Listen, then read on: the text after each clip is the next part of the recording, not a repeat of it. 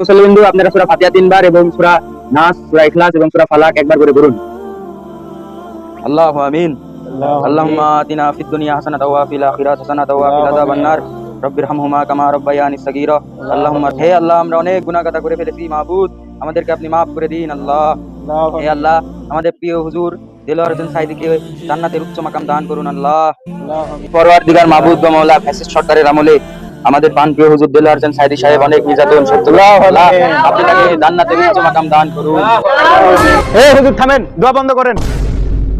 আপনি জানেন এই এলাকার আমি পাতি নেতা সহ এই মসজিদের সভাপতি বটে।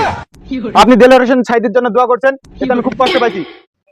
আপনি আজ এক্ষুনি এই মসজিদ থেকে বের হয়ে যান, আপনাকে বহিষ্কার করা হলো। মুসল্লিবিন্দু, আমি কি দেলোয়ার হোসেন সাঈদীর জন্য দোয়া করে কোনো ভুল করেছি? তাহলে আপনারাই বিচার করেন আমি এই মসজিদে থাকবো কিনা। হুজুর, আমরা আপনাকেই চাই, আপনার মতন ভালো মৌলবী আমরা আর পাবো না, এরকম পাতি নেতা আমাদের আর দরকার নাই। মাশাআল্লাহ।